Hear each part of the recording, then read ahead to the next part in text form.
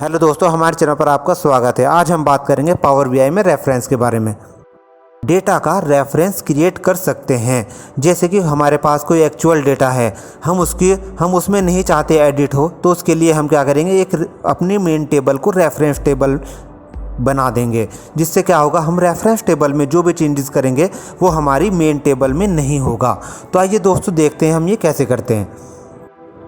तो दोस्तों ये आप स्क्रीन देख रहे हैं पावर बीआई की। इसमें सबसे पहले इसका जो ऑप्शन दिखाई देगा हमें रेफरेंस का, ये कहाँ पर आएगा। ये मेरे पास साइड में डेटा शो हो रहा है, मेन टेबल और टेबल ए। मेरे पास यहाँ पर दो टेबल शो हो रही हैं। तो इसके लिए हम रेफरेंस में जाने के लिए हम सबसे पहले अपने ट्रांसफॉर्म डेटा में जाएंगे। मेरे पास यहाँ पर टेबल ए और मेन टेबल ट्रांसफॉर्म के अंदर आ चुका है। यहाँ पर हमें दिखाई दे रहा है मेन टेबल में कंट्री कोड, सेल, ये 3 कॉलम है। अब हम अपने होम में जाएंगे। होम के अंदर मैनेज में हमें डिलीट, डुप्लीकेट, रेफरेंस, तो यहाँ पर हम रेफरेंस दिखाई देगा। तो दोस्तों यहाँ पर मैंने अपनी मेन टेबल को सिलेक्ट किया है, ठीक है। और मैं मेन टेबल का रेफरेंस टेबल क्रिएट करूँगा। और मैंने रेफरेंस पर गया, मैं रेफरेंस पर क्लिक किया। जैसे ही मैंने रेफरेंस पर क्लिक किया, आप देखो मेन टेबल 2 के नाम से मेरी रेफरेंस टेबल क्रिएट हो गई है। जो डेटा मेरा मेन टेबल में पड़ा हुआ है, सेम वही डेटा मेरा मेन टेबल 2 जो मेरी रेफरेंस टेबल इसमें पड़ा हुआ है। मैं इसका नाम चेंज कर देता हूँ। इसका नाम मैं रेफरेंस टेबल रख देता हूँ।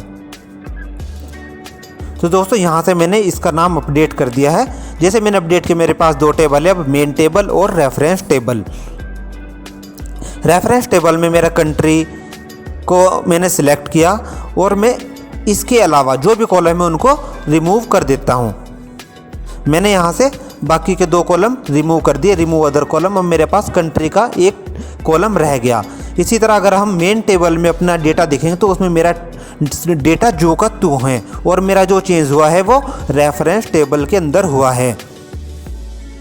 अब मुझे क्या करना है, जो मेरा रेफरेंस टेबल है इसके अंदर मेरा इंडिया डुप्लीकेट आ रहा है, जो मेरा डुप्लीकेट आ रहा है डेटा में उसको हटा दूंगा। तो मैं यहाँ से रिमूव डुप्लीकेट कॉलम्स पर क्लिक करूँगा। देखो मेरे सभी देशों के नाम सिंगल आ गए हैं, इंडिया, पाकिस्तान, कनाडा। पहले इंडिया रिपीट हो रहा था, पाकिस्तान भी रिपीट हो रहा था। तो इस तरह हमने क्या किया, अब अगर हम मेन टेबल में जाएंगे तो हमें मेन टेबल में दिखाई दे रहा है मेरी कंट्री का नाम, मेरा डेटा ज्यों का त्यों है, जबकि मेरा रेफरेंस टेबल में डेटा सेम है। तो दोस्तों अब अगर मुझे अपनी मेन टेबल को डिलीट करनी है, जैसे ही मैं मेन टेबल को डिलीट करूँगा तो मेरे सामने कुछ एरर शो होगी। This query main table can not be deleted because being reference another query, क्योंकि मेरी अभी रेफरेंस, इस टेबल का रेफरेंस मेरा बना हुआ है, इसलिए हम मेन टेबल को डिलीट नहीं कर सकते। इसी तरह हम क्या करेंगे, अगर हमें डिलीट करना है तो हमें पहले रेफरेंस टेबल को डिलीट करना होगा, उसके बाद हम मेन टेबल को डिलीट कर सकते हैं। तो यहाँ पर मैंने सबसे पहले रेफरेंस टेबल को डिलीट किया और उसके बाद मेन टेबल को डिलीट करेंगे। तो दोस्तों अब हम क्या करेंगे, जो हमारे पास रेफरेंस टेबल है उसमें जो डेटा है वो अलग है और मेन टेबल में अलग है। अब हम क्या करेंगे, क्लोज एंड अप्लाई कर देंगे, इस विंडो के बाहर आ जाएंगे। अब हम इसका विजुअल बनाएंगे।